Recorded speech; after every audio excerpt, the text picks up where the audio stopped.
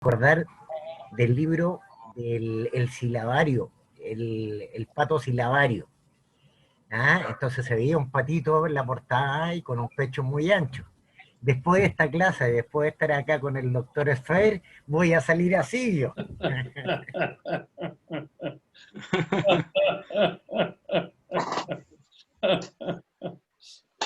Es muy amable. No. Era el regalo, porque esto es como estar en un café más íntimo. Es como que en un espacio distinto que uno no se hubiese imaginado que se da, que es como el regalo que nos ha permitido la pandemia, como que generar encuentros más cercanos. No, aparte, lo mío tiene una especial connotación porque siempre he dicho que el conocimiento tiene que estar al servicio del otro y para el otro. Y de hecho todas las acciones de acá el doctor Sfer han sido así, tanto en su minuto cuando presentó un programa de gobierno realmente un magistral, precioso, hablando cuando nadie en Chile hablaba de la energía sustentable, hablaba de la energía limpia, realmente un honor, y más aún porque me siento doblemente feliz que en un círculo en el cual él pertenece, a mí me becaron y sería el primer psicólogo en tener una especialización en terapia neural de medicina integrativa. Y el doctor Ivo Kusovich, quien lo imparte, médico de la mayor y que está en el Instituto de Fenomenológico Chileno, me dio un regalo adicional, como yo no puedo inyectar, no puedo hacer una práctica clínica en cuanto al área de salud, adecuó el programa según las mismas técnicas mediante la aplicación subcutánea. Así es que no les digo lo feliz que estoy.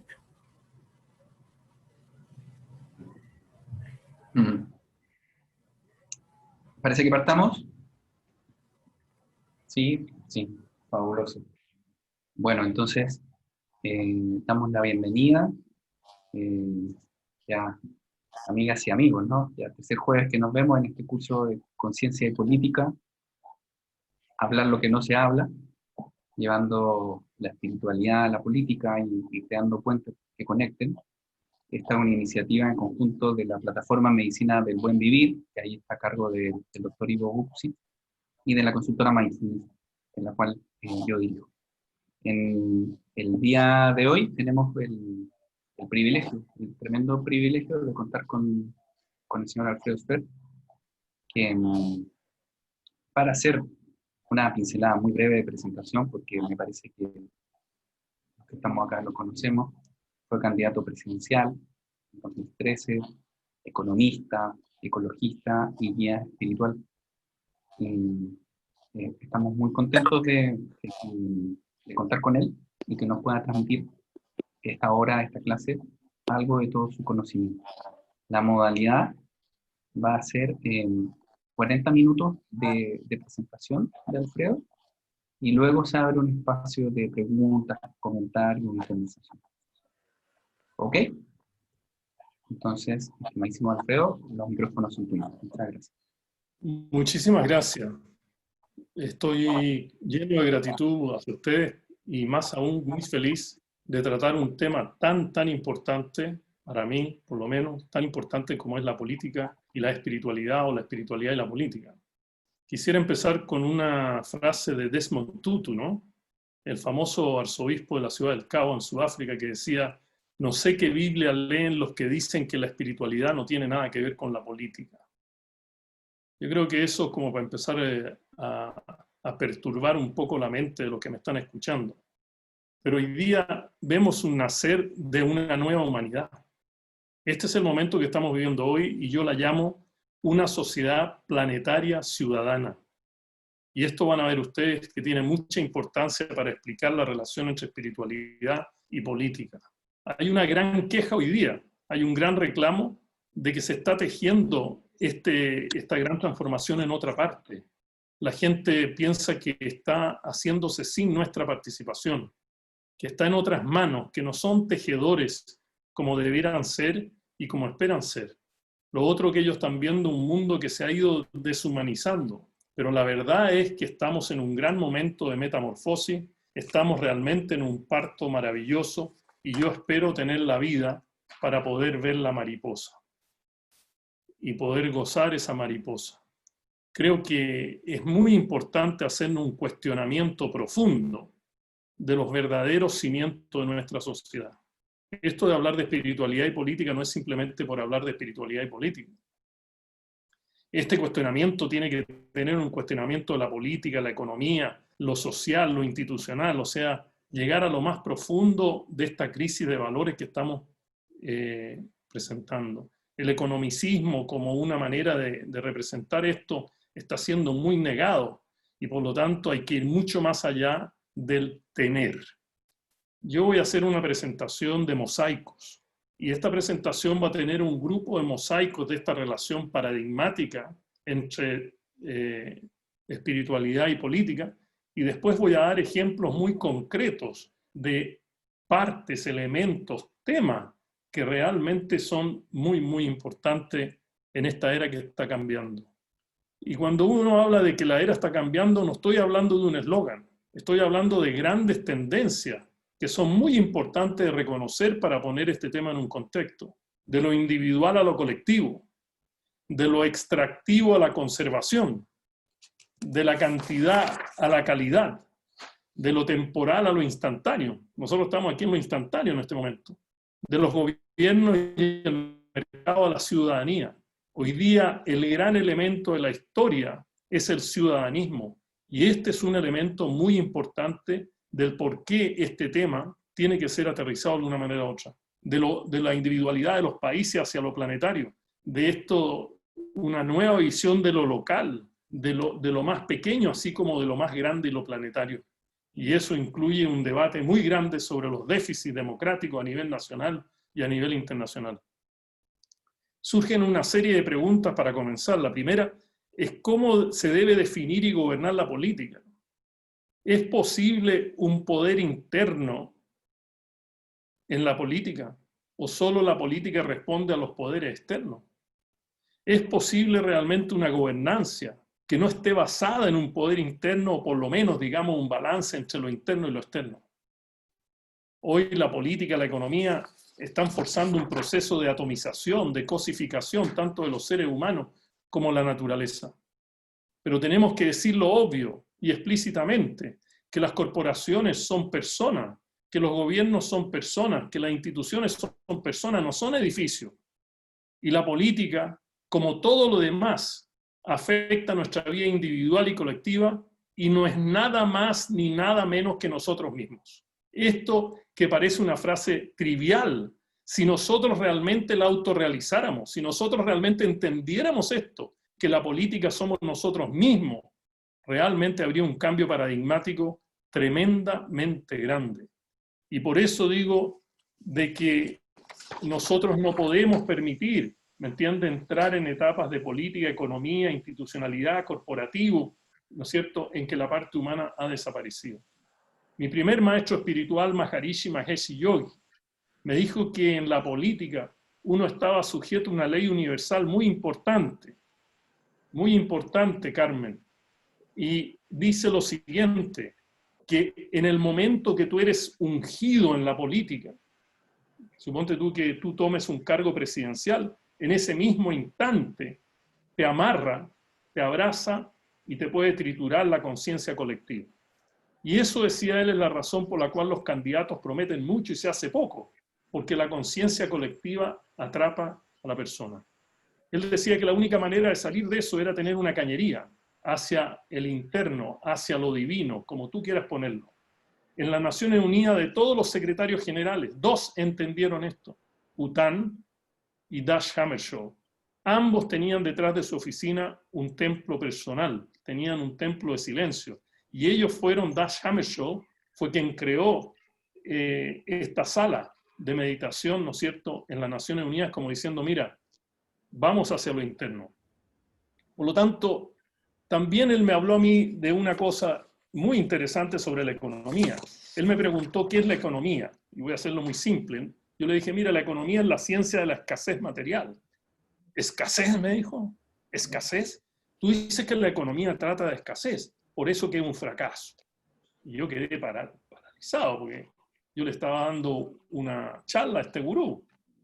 Él me dice, el día que los economistas entiendan el rol que juega la conciencia en la economía, vamos a hablar de la economía de la abundancia y no habrá lo que estamos viendo hoy.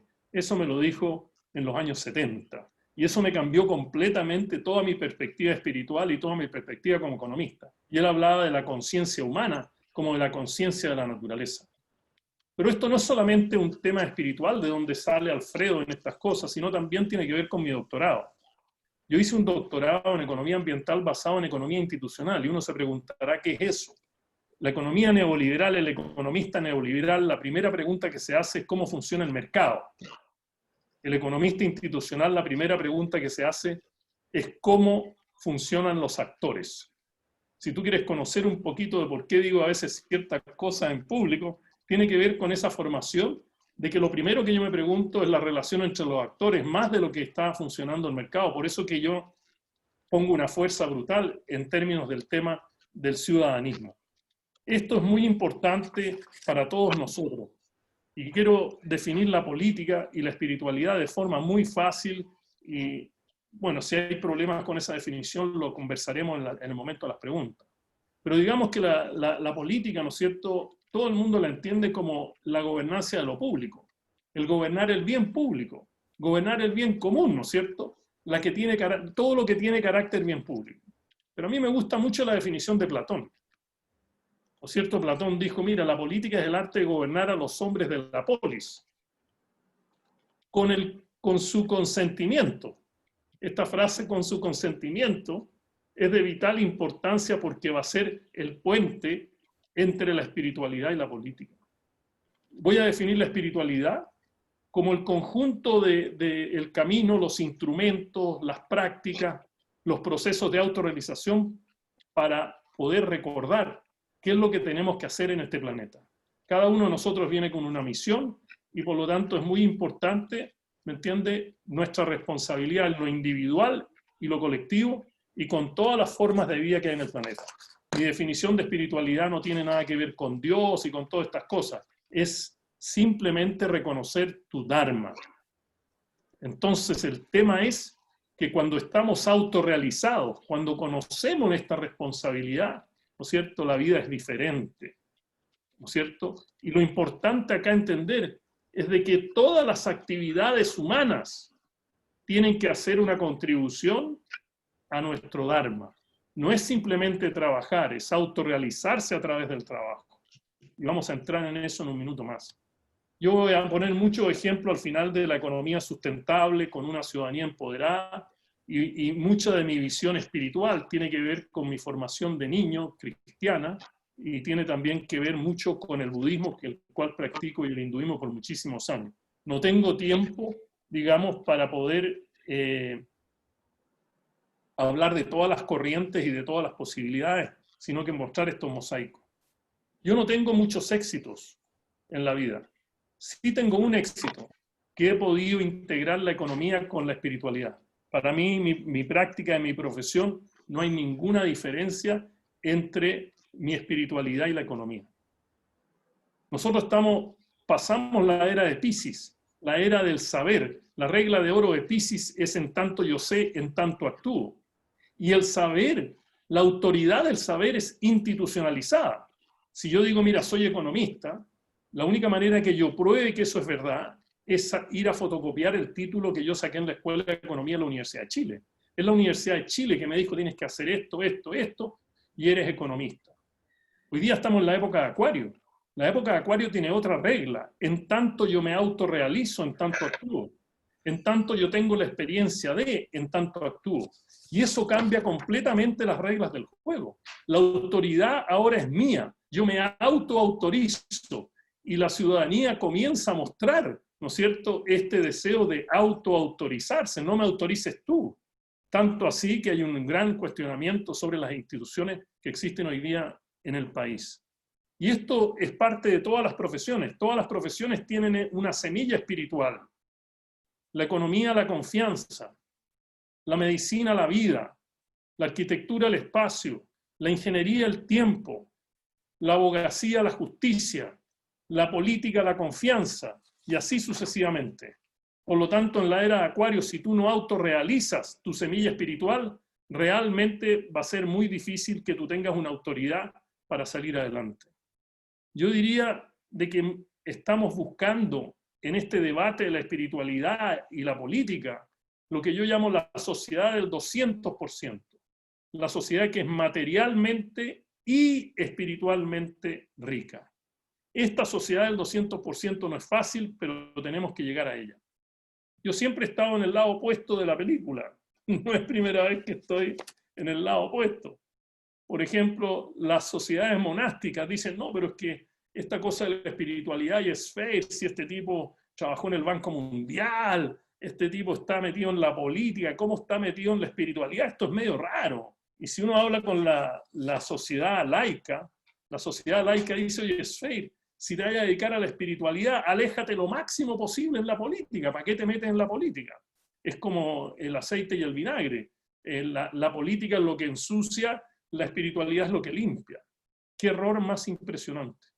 Mucha gente piensa en el budismo, de que realmente lo importante es yo voy a autorrealizar esto y yo estoy en este camino. Pero el Buda nunca se separó de la política. El Buda nació en un reino, era un príncipe, era un político, y él nunca se separó. Por lo tanto, una de las primeras reglas que yo quiero dejar en este mosaico es que para que haya una reconciliación entre la espiritualidad y la política, tenemos que cambiar las concepciones de ambos, de la espiritualidad y de la política. Si tenemos las concepciones de hoy, va a ser mucho más de lo mismo. Hoy día, el gran esfuerzo que se hace es desvincular la espiritualidad y la política. Y yo quiero decir de que hay que hacer una diferencia entre espiritualidad y religión, ¿no es cierto?, para no confundir las cosas.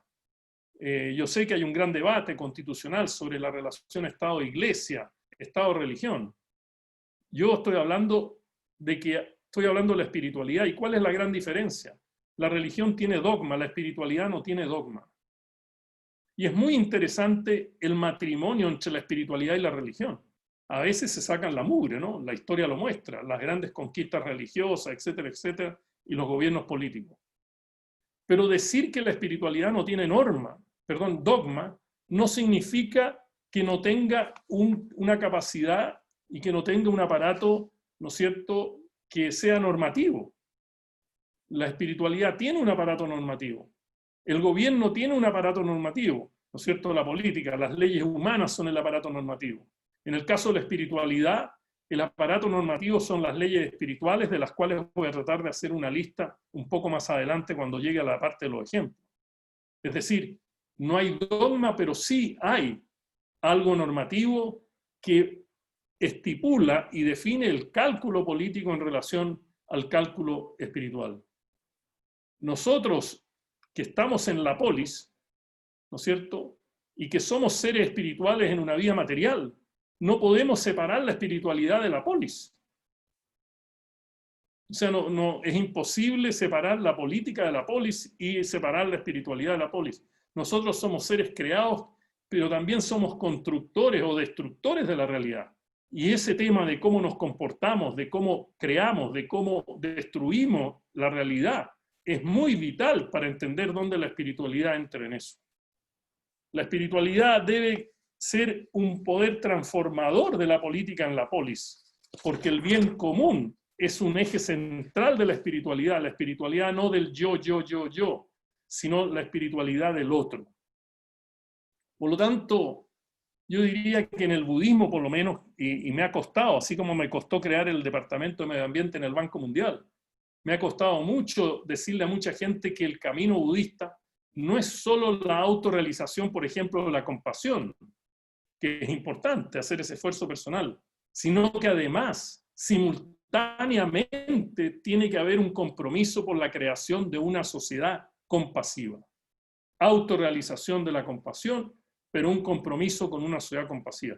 Yo llamo eso el budismo comprometido, el budismo social, que hoy día está muy de moda en el mundo, está empezando a salir después de tantos años de soledad, como el libro, ¿no es cierto? Años de soledad frente a este tema, porque la gente habla del linaje budista como una serie de instrucciones, como una serie de iniciaciones, pero cuando se habla de esta otra parte, uno queda un poco afuera. Este tipo es un político, o sea, no hay mucha congregación de las dos cosas.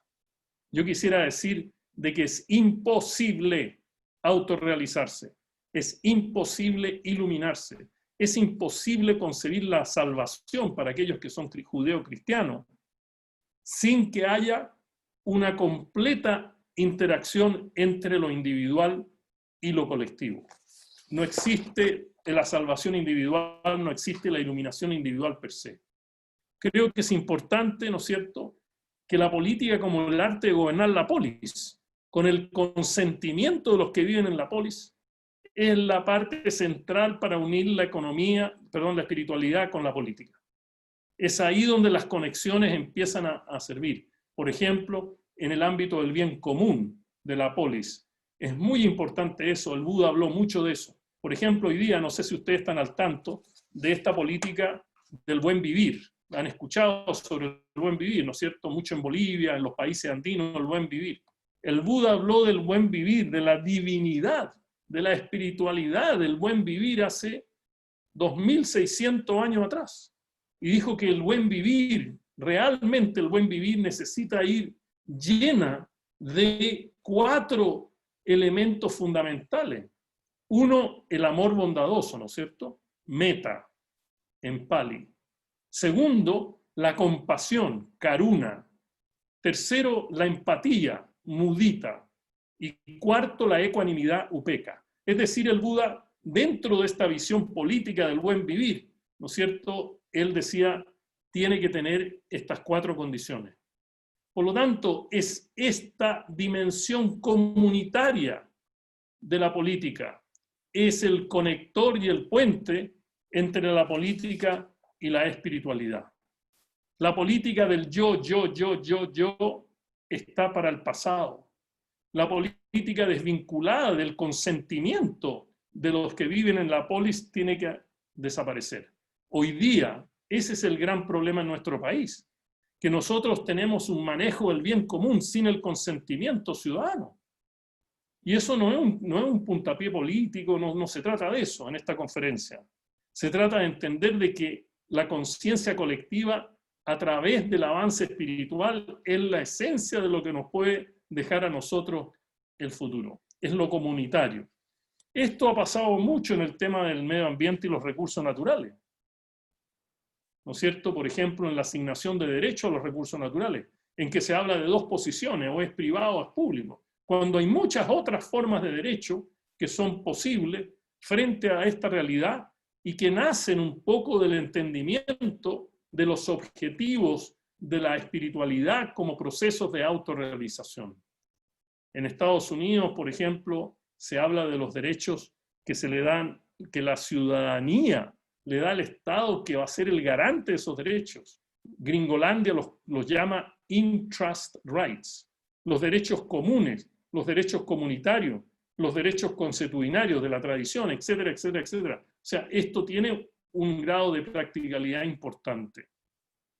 Yo diría de que mientras más desvinculamos la política del consentimiento de la polis, mientras más desvinculamos la espiritualidad de la parte comunitaria, del otro, de la polis, es un problema de mayor magnitud hoy día en el mundo. El gran desafío, como fue hace siglos atrás, entre la religión y la ciencia, hoy día el gran desafío es entre lo material y lo no material, de la política de lo material y la espiritualidad de lo no material.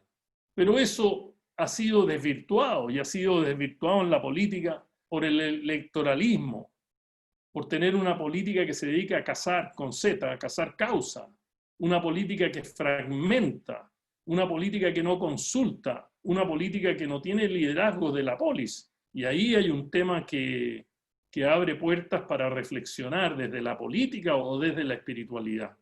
Por lo tanto, hoy día es muy importante cuando uno habla, por ejemplo, del buen vivir. Esto ha sido estudiado, esto ha sido penetrado en lo más profundo del interno por muchas corrientes espirituales. El buen vivir no es una palabra, el buen vivir es un estado del ser. Por lo tanto, es esencial en la espiritualidad. Cuando el Buda enseñó, ¿no es cierto?, el noble camino óctuple, el noble óctuple camino, la visión correcta, la intención correcta, el lenguaje correcto, etcétera, etcétera. Si quieren hablar un poquito más de eso, lo hablamos al final, pero son 8 peldaños del camino. Un esencial es el buen vivir. ¿Cómo nosotros tenemos que vivir en este planeta? ¿Qué es lo que el planeta acepta como una forma de armonía entre la naturaleza, el ser humano, ¿me entiendes? Y toda esta espiritualidad que tenemos nosotros. Quiero avanzar en esto un poquito más rápido, pero quisiera decir de que para nosotros es muy importante agregar que es esencial que nosotros logremos algún día, si hay tiempo, no sé, Bruno, cómo funcionan ustedes, pero a mí me encantaría hablar sobre esta matriz normativa de las leyes humanas con la matriz normativa de la espiritualidad, que son las leyes espirituales, y cruzar estas matrices para ver cuáles son las opciones que tenemos para seguir adelante, pero yo, desgraciadamente, no tengo tiempo para eso hoy día. Es importante conocer de que la conciencia debe jugar un papel central en lo que estamos hablando. La conciencia humana como la conciencia de la naturaleza. Es decir, la conciencia es el elemento vital para poder encontrar este puente entre la espiritualidad y la política. Si tengo un nivel de conciencia bajísimo, lo que yo veo está a ese nivel. Si yo tengo un nivel de conciencia más alto, lo que yo veo es diferente. Por ejemplo, muchos de ustedes, yo ciertamente lo voy a hablar por mí, para mí la naturaleza no es una cosa, no es una suma de balance, materiales, de recursos y todo eso. Para mí la naturaleza es un ser vivo. Y eso nace de 50 años de meditación, nace, en fin, de una cantidad de experiencias que son muy importantes. Otros lugares donde existe la relación entre espiritualidad y política es en la parte valórica, no de los valores individualistas, materialistas, sino los valores de tipo colectivo, como son la justicia, la equidad, la solidaridad, la cooperación, y muy importante el valor de la interdependencia. Y finalmente, es muy importante la relación entre la política y la espiritualidad en el ámbito planetario. Hoy día es maravilloso ir a la ONU y que uno hable en la ONU sobre el tema de la espiritualidad en forma profunda, la espiritualidad profunda, y que la gente se pare a aplaudir, que la gente te diga sí te entendemos, que la gente te diga esto es fantástico, esto es muy importante, esto estamos en esto. A mí me tocó dar una conferencia el 2019 sobre justicia ecológica en el Consejo Mundial de las Iglesias. Fue impactante el deseo de escuchar, el deseo de compartir, el deseo de unir, ¿me entiendes? En el caso de ellos la religión, con el tema de la justicia ambiental. Ahora terminé la primera parte, entro en la segunda parte en los 15 minutos que me quedan, para decir los ejemplos que ayudan a empezar a entender estos mosaicos, ¿me entiende? De la polis, del consenso que se requiere de la polis, toda la parte material, toda la parte espiritual, lo interno, lo externo, lo individual y lo colectivo de lo que he hablado. Puedo seguir, Bruno, ¿verdad? Sigo en esta segunda parte. Adelante. Primero, el desarrollo sostenible. El desarrollo sostenible, y es interesante porque mucha gente me da lecciones sobre el desarrollo sostenible. Yo fui uno de los pioneros en los años 70, ¿no es cierto?, de llegar con una ecuación, con una definición del desarrollo sostenible que fue publicada el año 1986. Pero el desarrollo sostenible puede ser visto de muchas maneras. Una manera de ver el desarrollo sostenible es como una etapa del desarrollo, ¿no es cierto? La primera etapa como crecimiento económico, para ponerlo en términos vulgares, cuán rápido crece la torta. Otra etapa de es el desarrollo económico-social, la equidad. No solo cuánto crece la torta, sino que quién se come la torta. Y después viene el desarrollo sostenible, ¿no es cierto? Que es no cuánto crece la torta, no quién se come la torta, sino que cuánto dura la torta, ¿no es cierto? Esa es una manera de ver esto que es la manera tradicional, y en fin, ahí hay muchos debates que un poco banales de eso. Pero la otra manera de ver el desarrollo sostenible es como una colección de valores. El desarrollo sostenible está empapado de valores colectivos, de los valores de la interdependencia entre nosotros, la naturaleza, entre todos los seres sintientes, ¿me entienden? Valores. Otra manera de ver el desarrollo sostenible es como una colección de derechos, como un canasto de derechos. Esto es muy importante hoy día. Y en Chile no ha llegado ese tema en forma profunda. Y en esta revolución social, yo se lo he dicho a mucha gente, este tema no se ha sabido explicar qué es la sociedad de derecho, cómo se entiende esta sociedad de derecho. Otra manera de ver el desarrollo sostenible es como una estructura de poder. El que tiene los recursos manda. Si yo tengo agua, soy rico, tengo poder. Si yo no tengo agua, no tengo poder. El poder es esencial también para definir por qué no se hace mucho sobre el desarrollo sostenible. El desarrollo sostenible es un estilo de vida armónico con el planeta. Pero finalmente, hay una sexta manera de ver el desarrollo sostenible, como un estado de conciencia. Yo he estado discutiendo eso con muchas universidades de los Estados Unidos. Estamos escribiendo un libro sobre el cambio de mentalidad, mindset, ¿no? ¿Qué es lo que haría un mindset sustentable? ¿Qué es lo que haría un liderazgo sustentable? Y yo acabo de escribir un libro con un profesor de la Universidad de San Francisco, que se llama el liderazgo sustentable consciente, y está en el Amazon y esa cosa. No estoy haciendo propaganda, pero para decirte que estoy envuelto en este tema.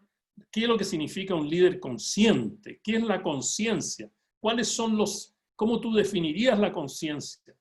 ¿Entiendes? Y cómo se puede traducir esa definición de conciencia en distintos tipos de liderazgo. ¿Entiendes? Es muy importante esto.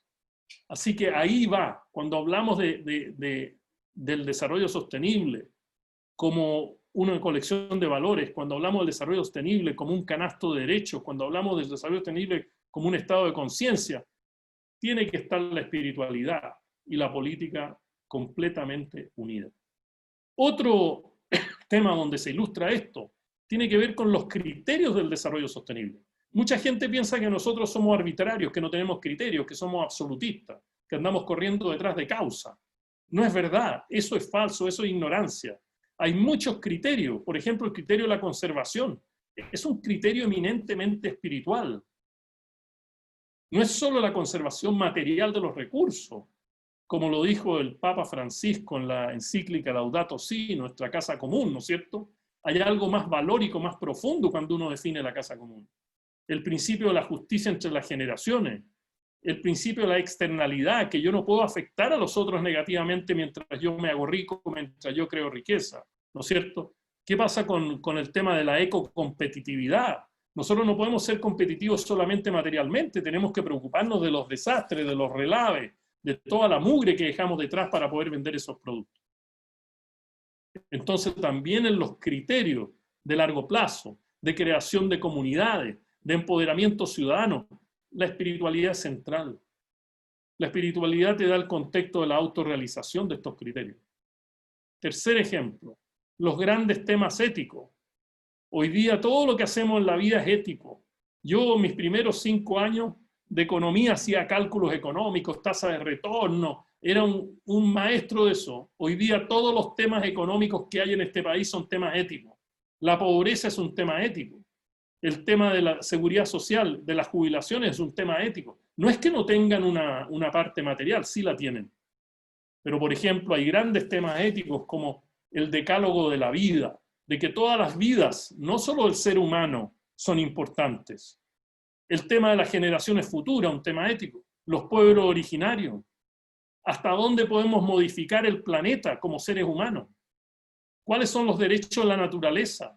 ¿Qué constituye valor en nuestra sociedad? ¿El valor de mercado o hay algo más que constituye valor? Como la belleza, el paisaje, la cultura, nuestra identidad, nuestro sentido de pertenencia. ¿Quién decide qué pasa con las generaciones que vienen? ¿Quién es capaz de proteger la riqueza natural que tenemos? Etcétera, etcétera, etcétera.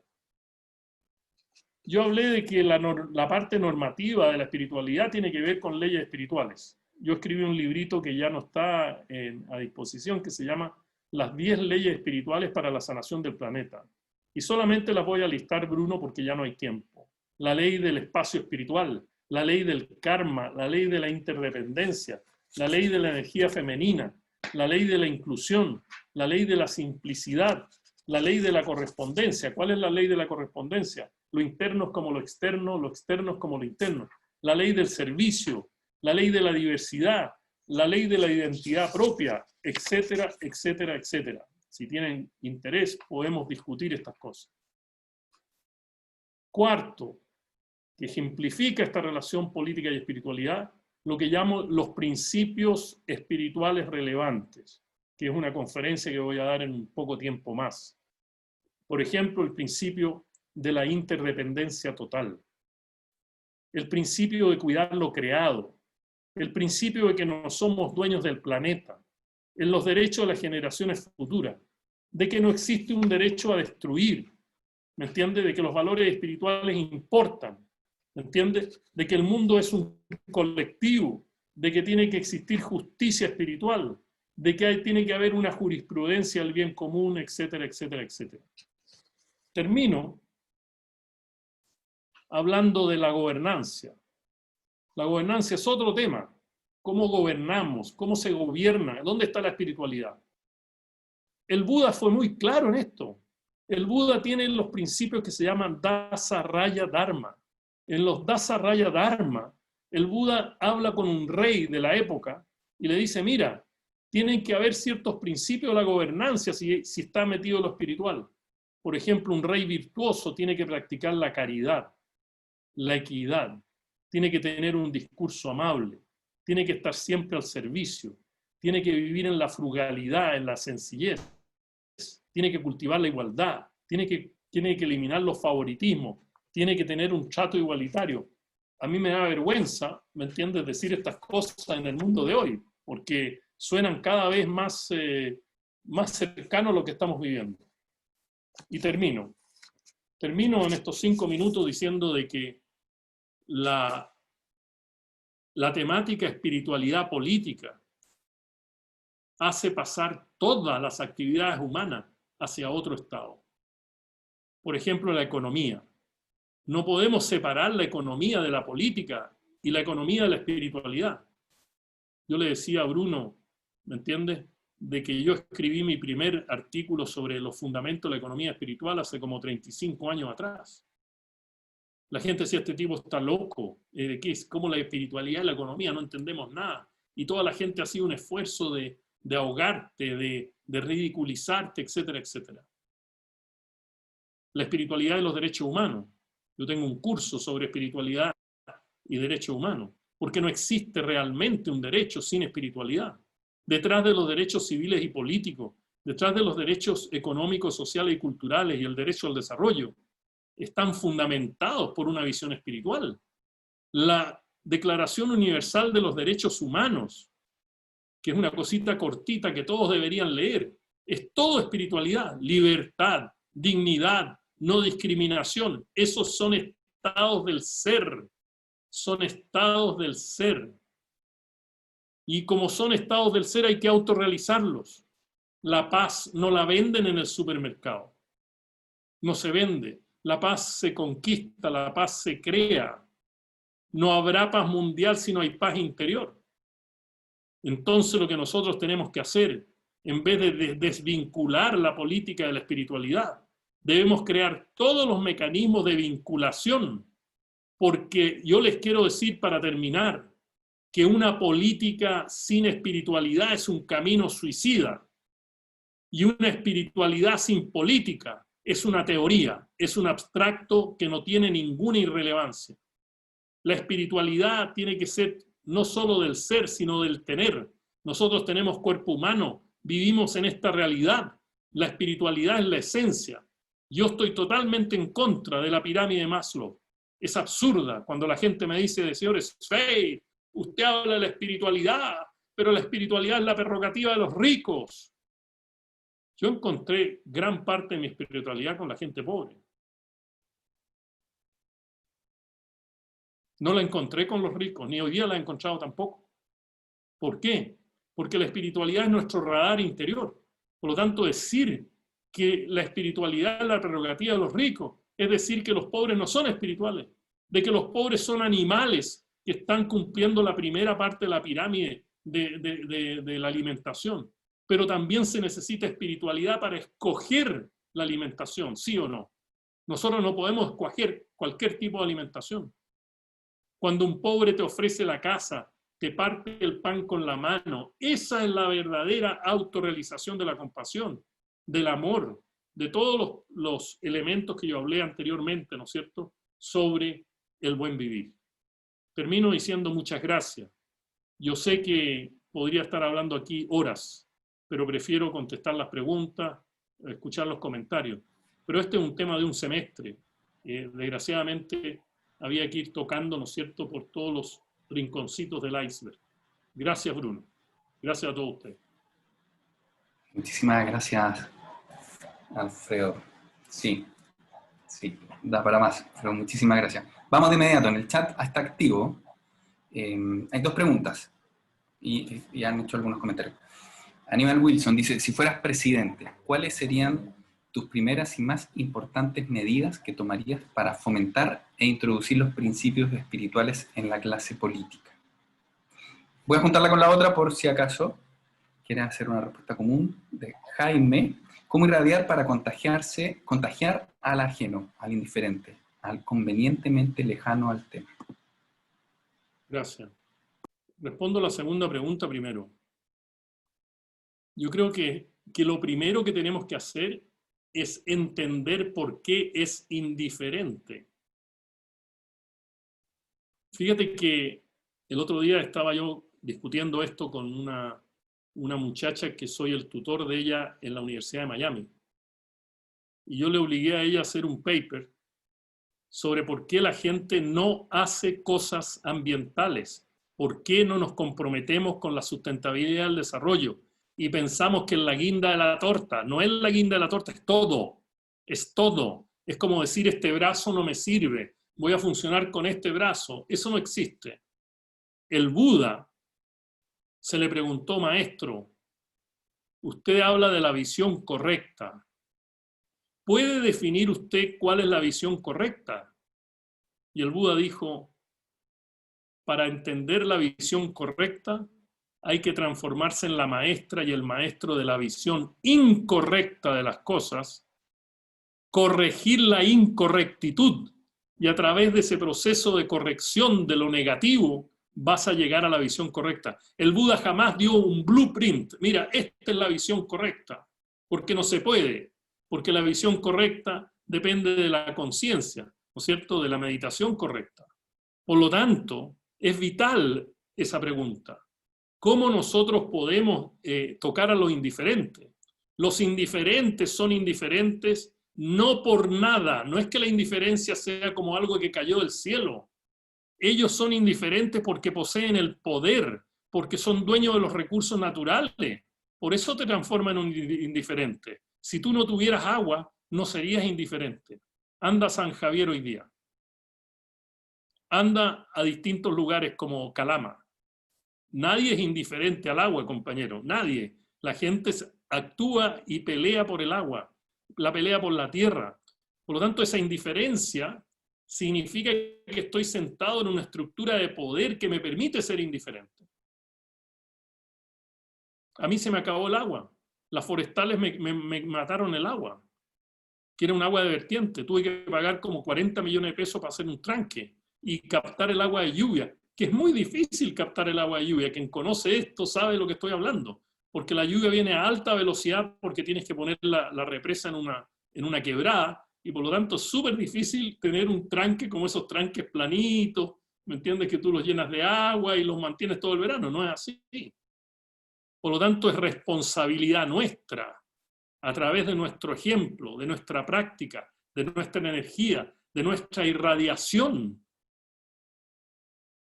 de nuestra manera de integrar nuestra propia espiritualidad con la realidad humana, que esa persona sale de la indiferencia. Pero el indiferente es un estado del ser. Ser indiferente es un estado del ser. Es un estado que crece como el ego. El ego es un estado del ser. Por lo tanto, yo no doy lecciones al indiferente. No me voy a poner a predicar al indiferente. Pero tengo que remecer al indiferente. Y aquí me voy a la primera pregunta, ¿no es cierto? ¿Cuáles son las medidas de política que uno haría llegando a la moneda con respecto a la espiritualidad de la política? Lo primero, la primera política, es que todos nosotros que estamos interesados en la espiritualidad y la política estemos en la política. La espiritualidad no es algo esotérico, ¿me entiendes? Yo no voy a decir, mira, vamos a transformar todo Chile en cursos de meditación. Eso no, eso es como me ridiculizaba la prensa, ¿no es cierto? Cuando me entrevistó Tomás Mochati a mi campaña, ¿no es cierto? Oh, tú te llamas Chotap Ken Zambulín, y ya, y todo esto, y las túnicas, y toda la cosa, o sea, el tipo se fue por otro lado. Pero lo hacen a propósito, ¿no es cierto? A propósito, que la cámara te la ponen acá atrás donde está la trenza. Eso ya me acostumbré, eso es como absurdo porque vengo de muchos años. Yo vengo de un mundo, para que me conozcan un poquito más, totalmente multicultural. Aunque nos quejemos del Banco Mundial, el Banco Mundial tenía hindúes, Sri Lankan, africanos. Yo trabajé en el África, ¿me entiendes? En el desierto de Sahara, con gente de todo tipo de cultura. O sea, a mí la vestimenta nunca me molestó, al contrario, la encontraba maravillosa poder expresarse, ¿no es cierto? La vestimenta como una forma de expresión. Por lo tanto, no es por ahí donde va la cosa. Primero, una educación integral. Eso sí, una educación de cuerpo, mente y alma. Y hay que tener coraje para hacer eso. Cambiar todo este sistema educacional que memoriza, escupe, memoriza, escupe, y escupe en la CIMSE y escupe en todos lados y no sirve para nada. Yo fui a cuarto medio de mi pueblito en el sur y pregunté, ¿qué es ser chileno? Nadie me supo explicar. La empanada, no, eso son expresiones. La cazuela, no tampoco. La bandera, tampoco. Nadie me supo explicar qué es ser chileno. Anda a Buenos Aires, anda a Río de Janeiro y pregúntale a un carioca qué es ser carioca. Te lo va a contestar en 2 segundos. La educación. La salud para todos tiene que ser una salud integral. Hoy día el tema de la salud mental es un temazo. Nadie le está poniendo atención. Cuando yo dije en la campaña presidencial de que Chile estaba siendo el país de más alta importación de materia prima para los barbitúricos, para los calmantes, el Mercurio me puso en el polígrafo mentiroso. Mentiroso. O sea, esto es grave. La salud es algo muy, muy importante para todos. Pero lo más lindo que está pasando hoy día, y que me encanta observar, porque no estoy todos los días metido en esta cosa, es que la política hoy día está dominada por valores humanos, valores espirituales, aunque la gente no lo entienda así. Plaza de la dignidad. La dignidad es un valor humano. No sé si todos entendemos lo mismo, pero para mí cuando me dicen, mira, Plaza de la Dignidad, ¡wow! Cuando hablan de esta nueva coalición, del nuevo trato espiritual, no sé si lo van a hacer así o no, a lo mejor lo van a hacer en otra manera. Pero yo creo que es muy importante un cambio en la gramática social. Hay que ser amoroso, hay que ser un presidente que esté con la gente, que hable con la gente, que los primeros 6 meses de la presidencia sean Isla de Pascua, que los segundos 6 meses sea en el Polo Sur, ¿me entiendo? O sea, que no hay casa de la moneda en que nos quedamos encerrados en un búnker. Hoy día el presidente Biden, yo no soy bidenista ni trumpista, el presidente Biden sale a la tele a firmar, él habla con la gente. No sé, es un comienzo muy amoroso después de 4 años de una locura. Chile jamás, jamás será un país rico mientras haya una persona pobre. Eso es espiritualidad. No somos números. Por lo tanto, hay muchas medidas técnicas que no vale la pena hablar de eso, pero dos de ellas me parecen importantes. Uno, la ruralidad del país hay que protegerla.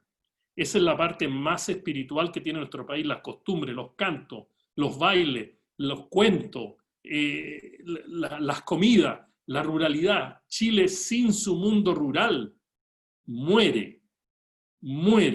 La economía local, que soy lo que promuevo yo ahora, la economía transformacional a nivel local, es de vital importancia. Por lo tanto, descentralización, cambio en las estructuras municipales, etcétera, etcétera. Poner millones y millones y millones de pesos chilenos en formación de comunidades. Decirle a Francisco Espinosa, mi amigo nuevo, te puede decir, aquí están los recursos, van a hacer esto, todo eso va a ser implantado, y tú vas a decir, sí, yo me quiero ir con unos amigos, quiero irme a tal lugar, vamos. O sea, recolonizar el país bajo estos grandes patrones humanos, espirituales, culturales. Y segundo, el país se está secando. Está secando. Y el agua es un ser vivo. La ley de la correspondencia. Lo interno es como lo externo es como lo interno. Nosotros estamos tratando el agua como nos tratamos nosotros mismos entre nosotros. El agua es un ser vivo, la tierra es un ser vivo, protegería todos los bosques, ahí está la espiritualidad. Cuando mis hijos, y termino Bruno, cuando mis hijos eran pequeñitos, me decían, papá, el colegio me dijo que existía Dios. ¿Dónde está Dios? Yo tomaba el auto en el sur, manejaba unas 3 horas y los llevaba a un bosque nativo intocado. Este es Dios. Ahí está lo más pristino de la creación. Esa es la manifestación real de Dios. Otro es el concepto mío de Dios, yo soy adulto, podemos hablar de eso de otra manera, pero espero que me entiendan. ¿No es cierto? Es que la naturaleza es del creador, del que creó. Nosotros somos creados. El día que nosotros podamos tener triunfo en lo que estamos hablando, es cuando nos reconozcamos nosotros como creados, como seres humanos. Hoy día no somos seres humanos, somos superhuman. Todos queremos ganar, todos queremos hacer esto. No somos seres humanos. El día que se vaya la naturaleza, que se vaya el agua, no hay nada. No hay nada. Por lo tanto, una gran política ambiental bonita, amorosa, integradora, que la gente vea los beneficios en el crecimiento, en el empleo, en todos los tradicionales. Esa cosa de economía que a mí me altera un poco, pero que se vea eso. Pero que la gente diga, qué bello es ese árbol, qué bello este río que no lo hemos tocado, qué bello esta montaña, que tiene nieve. Hoy día miramos la cordillera de los Andes, no tiene nada. Gracias, Bruno. No, muchas gracias a ti. Alfredo, una pregunta.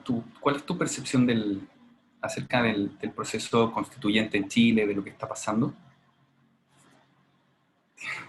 Ya, Bruno se está yendo. Bueno, vamos. Mira, vamos, ya que estamos. Yo leí de la Constitución y quiero que por favor vean el programa de Tolerancia Cero, minuto 21 por ahí. Cuando Paulsen me pregunta qué es lo primero que tú vas a hacer llegando a la moneda, le contesté, lo primero que voy a hacer es cambiar la Constitución. Y señor Paulsen, le digo yo, esto no es un eslogan, esto no es una propaganda. Y le expliqué al tipo lo que yo creía que era la Constitución. 2013. He explicado la Constitución de muchas maneras. Creo que el proceso constitucional es vital. Un proceso constitucional sin espiritualidad no vale nada. Es una pérdida de tiempo. Es un camino suicida. Pero de esto no se habla. De esto no se habla.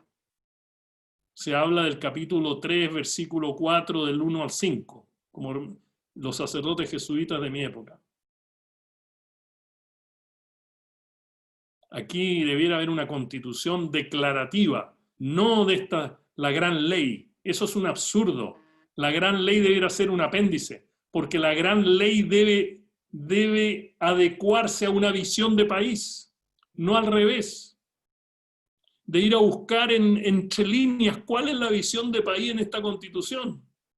Y después nos damos cuenta que la que tenemos es una constitución que amarra todo. Es un matrimonio entre el neoliberalismo, la política y todo. Pero es muy interesante esta nueva constitución, Bruno, porque en el primer artículo dice el Estado es garante del bienestar espiritual y material de las personas. Pero nunca explica eso, de que el resto es todo material, pero lo espiritual no aparece nunca más. Y yo he dicho que la columna vertebral de este preámbulo es una sociedad sostenible con una ciudadanía empoderada. Y yo he publicado 19 elementos constitucionales para esta columna vertebral. Por ejemplo, todos los recursos naturales de Chile son de la ciudadanía y el Estado es un garante de esos derechos. Yo quiero, Carmen, que tus hijos, tus nietos, tus bisnietos sean dueños de este país, no en un sentido de adueñarse materialmente del país, pero que alguien diga, ese glaciar es nuestro, no de la minera. Eso no es espiritualidad, eso es un absurdo. Y a mí, yo no estoy tratando esto no es nacionalización, son derechos en comisión por encargo de la ciudadanía. Por lo tanto, el ciudadano tiene derecho a demandar al Estado por maltratar estos recursos. Hoy día, ¿quién demanda al Estado por Codelco? Nadie. Por lo tanto, yo nunca he estado en favor de la nacionalización. La autonomía total de nuestros pueblos originarios.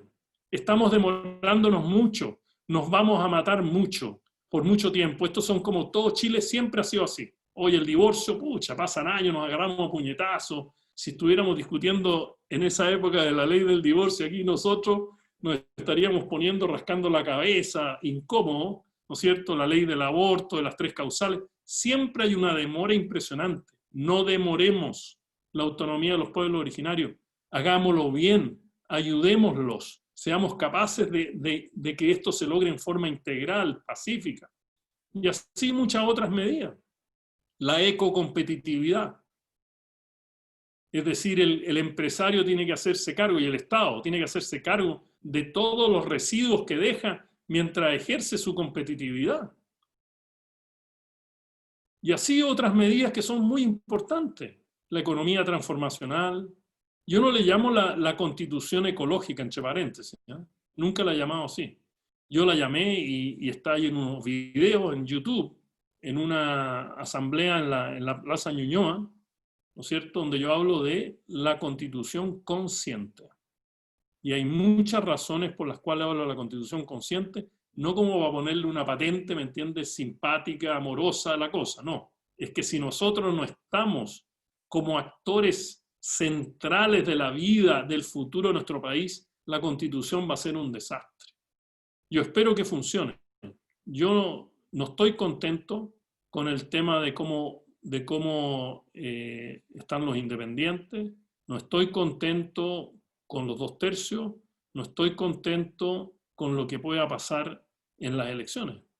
O sea, yo creo que, para terminar, yo creo que lo más grave sería de que hubiese un fracaso por contenido, Bruno. O sea, que el fracaso de esto, por ejemplo, es fair, listo, constituyente. Yo no quise ser constituyente, porque no estoy de acuerdo con este proceso.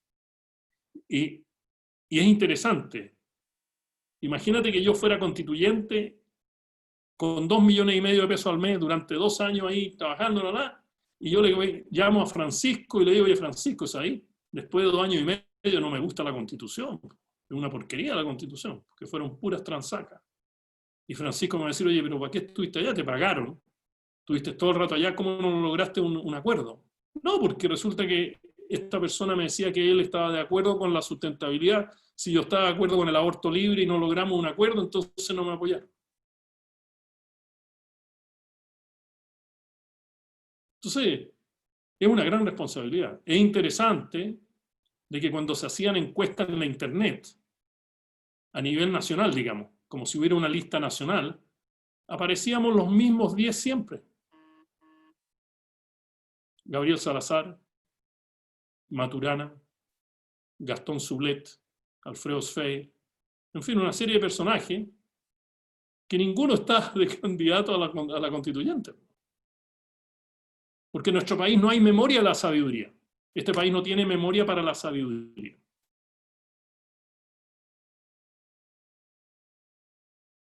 Pero hay que hacerlo. Yo siempre he sido en favor del proceso constituyente. Yo estuve en todo el proceso constituyente que hizo la señora Bachelet y que después se perdió eso, desapareció, nadie sabe nada. ¿Cuál era mi propuesta?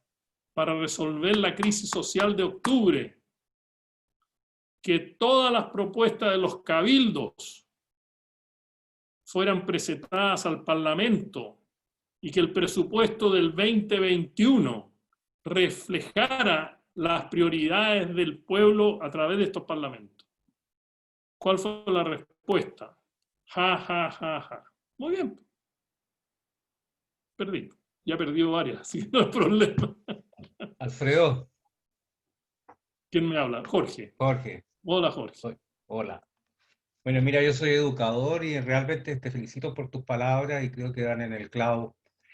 La farsa de la constituyente también nadie la habla, pero es una gran farsa que se organizó por los mismos de siempre.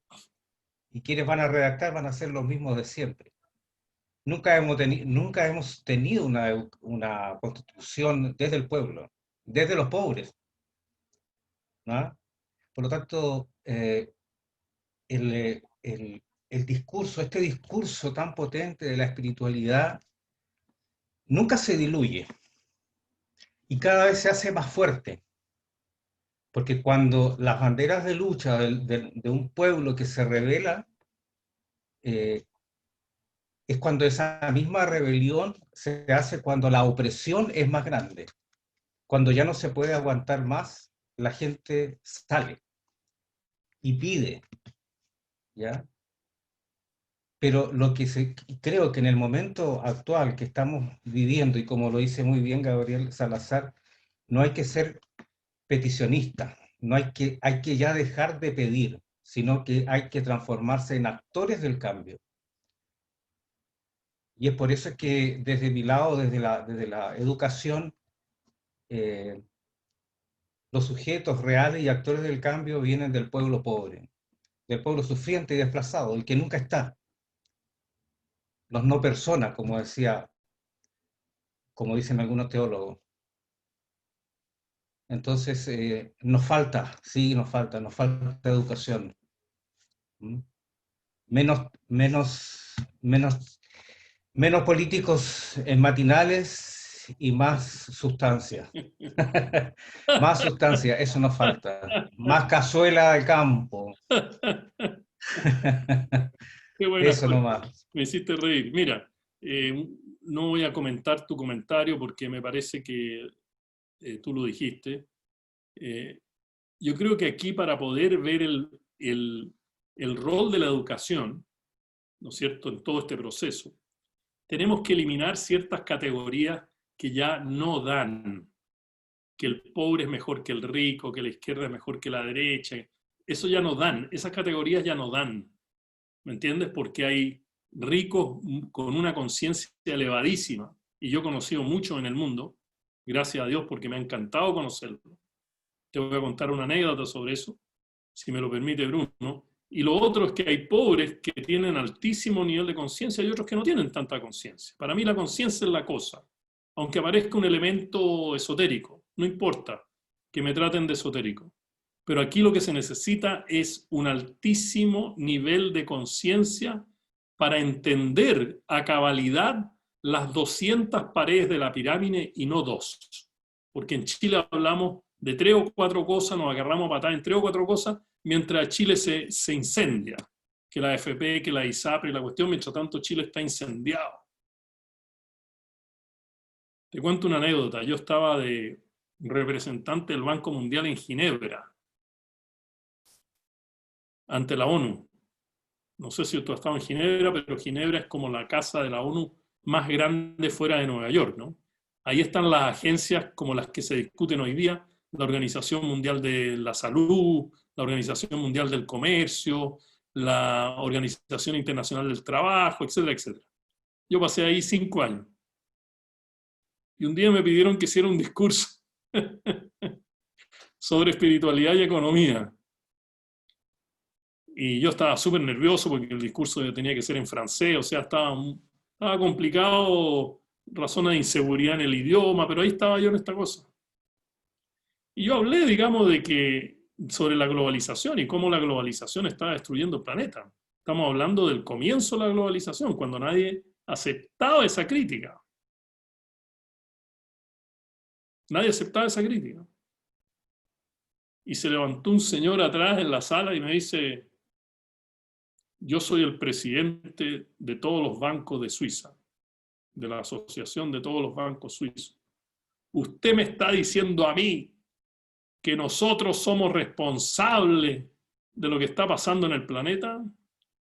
Yo dije: Sfeir, vaya a tener que decir que sí, porque ya metiste la baza, o sea, no te vas a retractar. Le dije: sí, yo creo que ustedes son responsables.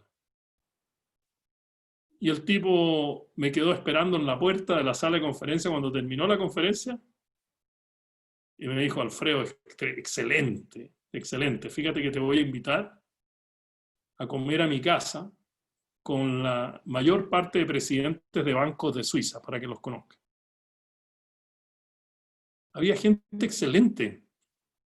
Había gente que estaba a caballo, pero impresionante. O sea, no era gente indiferente, que no sabía nada del planeta, sabían mucho más que yo.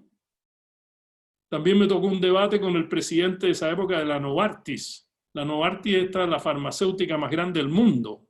Tipo extraordinario. Extraordinario. O sea, no éramos de la misma idea, ¿me entiendes? No teníamos que confesar las mismas ideas. Pero el tipo, dentro de su postura como presidente de la farmacéutica, imagínate en el queque que está metido este caballero. Extraordinario. Por lo tanto, para mí es un tema de conciencia más que un tema de niveles de ingreso. Porque ahora vamos a ver, ¿no es cierto?, que hay mucha gente de alto ingreso, Jorge, que va a la constituyente, ¿no es cierto? Por lo menos en mi distrito, donde estoy ahora trabajando, yo antes era de Ñuble, ahora estoy acá en Lo Barnechea. Ahí va gente, pero profesional, de ingresos altos, ¿me entiendes? Va mucha gente por este distrito, porque es muy grande el distrito. Está Lo Barnechea, Vitacura, Las Condes, Peñalolén, La Reina, o sea, hay toda una variedad de personajes. El tema es la conciencia, ¿me entiendes tú? Porque eso es donde tiene que ir la educación.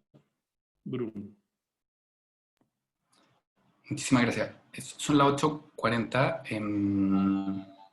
Estamos de tiempo. Está la mano levantada Jorge Cruzat. ¿Qué dice Alfredo? ¿Le damos? Yo estoy aquí para ustedes. Ya. Jorge, con conciencia. Estamos, así que dale. No tengo problema, no tengo problema. Lo Gracias. que tú quieras, tú decides. Vamos, Jorge. Me quedaría corto los elogios porque tal como partí en un comienzo, conozco el programa de acá el doctor y permítanme indicar que por qué recalco tanto el grado académico. Porque cuando se realiza una producción científica consciente, desde una posición de privilegio, y espero que por favor me entiendan en esta segunda parte de la oración. Lo que nuestra producción científica tiende a ser escuchada, aun cuando se levanten bastantes críticas. Lamentablemente nos encontramos en un país que todavía es muy conservador y que si no provienes de una determinada universidad o gozas de algún apellido vinoso o sureño, tienden a discriminarte. Cuando creamos nosotros la Academia de Investigación de Estudiantes de Psicología, hubo dos pilares fundamentales que tenían que estar ser la base para nuestra producción científica. Primero que nada, para el otro y con el otro. En la medida que nosotros generamos conocimiento, generamos un conocimiento que permita instruir a todo el mundo, porque lo que más miedo le da a los gobernantes es tener a un pueblo instruido, porque en la medida que se instruye, lo cuestiona. Aunque tenga sus subterfugios, como en esta gran asamblea que la cambiaron, yo no sé en qué minuto, se convirtió de constituyente a mixta.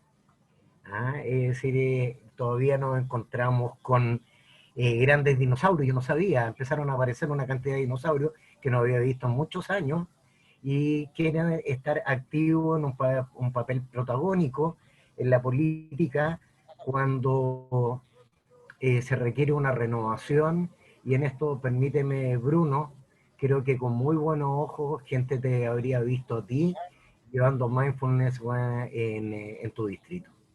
Yo no pertenezco a él, pero me habría encantado haberte apoyado y haberte patrocinado. Al menos hubo uno de la misma línea que patrocine. Cuando el doctor cita que el problema de la salud mental acá en Chile, esta pandemia que aparece posterior al estallido social, que lo quizás de alguna manera silenció, fue muy bueno políticamente, porque se redujeron las movilizaciones sociales, se acallaron los discursos y todo era tema de pandemia. Pero lamentablemente nos trajo un fantasma que citó, y permíteme decírtelo con cariño, Alfredo, el tema de la salud mental. Y resultado que nos encontramos hoy día que todo el personal de salud tiene un mayor porcentaje de cuadros depresivos que los pacientes crónicos. No voy a tener que apurar, querido Jorge. Estamos pasados y la gente se está yendo porque este programa está a las 8:30. Gracias. Para terminar, por lo tanto, yo les recomiendo cuando se habla de cambio, partir con el cambio de uno mismo para el otro en una co-construcción. Y en esa co-construcción podemos generar más cambios y avanzar. Un abrazo. Gracias, Jorge, y gracias. En honor del tiempo. Muchas gracias. Sigue dando vuelta, es que no se va a resolver en 2 minutos, ¿no? Cómo implementar más concretamente la política, la espiritualidad en la política. En honor al tiempo y por la programación que muchos tienen luego de la clase, yo voy a hacer como los programas de televisión, Alfredo, el último minuto. Este es tu minuto, si quieres cerrar con algunas ideas y después te hago un aplauso. Gracias, Bruno. Primero quiero decirle al bebé que está con Priscila de que eso es lo que a mí me compromete en la vida. Mis nietos, mis bisnietos. Yo no estoy aquí para ostentar un cargo político, me da lo mismo. Porque uno puede contribuir a la sociedad de muchas maneras, no estando al frente ni nada. Pero nosotros hoy día tenemos una gran responsabilidad de decirle a los niños que tienen derecho a un planeta, que tienen derecho a una forma de vida que sea armónica con la realidad de ellos. Brundtland, en su primera definición, que fue muy criticada, decía, mira, el desarrollo sostenible tiene que ser sostenible para las necesidades de la generación presente, sin cortarle la opción a las generaciones futuras. Eso es ético, eso es básico, eso es fundamental, y en Chile no se practica. Y quiero hacer un segundo comentario para terminar mi minuto, es decir, de que evadir un debate, evadir un intercambio sobre la espiritualidad y la política no le hace ningún servicio a nuestro país. Y por lo tanto, no dejemos que gente desprestigie la política y desprestigie la espiritualidad como una manera de mantenerse instalado en los tronos del poder. A mí me lo hicieron durante toda la campaña política. A mí me hicieron desaparecer. O sea, no había No había, digamos, ni siquiera uno aparecía en la encuesta hasta el final. Lo hicieron también en el Maule. No estoy, digamos, confrontando una novedad para mí. Esto es una realidad.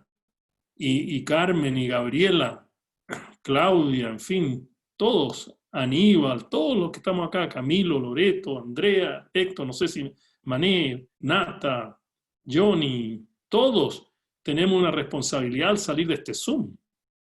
Por favor, no hagamos Zoom si no estamos dispuestos a cambiar. No hagamos Zoom si no estamos dispuestos a asumir las responsabilidades. ¿Para qué hacemos Zoom? No es un entretenimiento, a mí esto es más que entretenimiento. O sea, yo no digo que, o sea, me encanta hacerlo. Pero yo creo que de aquí, todos ustedes les veo la cara, les veo el aura, les veo todo. Digo, oye, qué increíble, este grupo es impresionante. Nosotros tenemos una responsabilidad mayor. Si nosotros creemos que sabemos sobre espiritualidad, mindfulness, sobre psicología, sobre todo lo que, ¿no es cierto?, sabemos, Jaime, en fin, cualquier cosa, Camilo, entonces tenemos que ponerla al servicio de la humanidad. ¿Para qué tenemos eso? Yo puse mi economía al servicio de la humanidad y me ha llegado muchos bates de béisbol en la cara, digamos. Pero no me importa. Yo estoy diciendo que la economía de ahora no sirve, que hay que cambiarla. Estamos en otra era, estamos en otro mundo.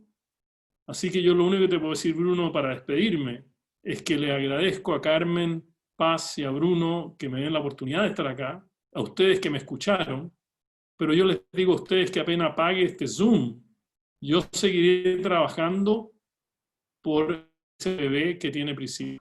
A mí no me interesa mi generación no me aprobó, no me va a aprobar, ni me va a aprobar nunca. Por lo tanto, yo no estoy sujeto a ese apruebo.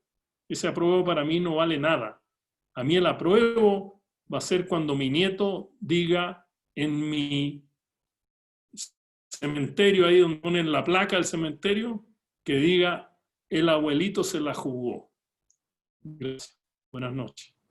Muchísimas gracias. Si quieren desbloquear los micrófonos, le damos las gracias.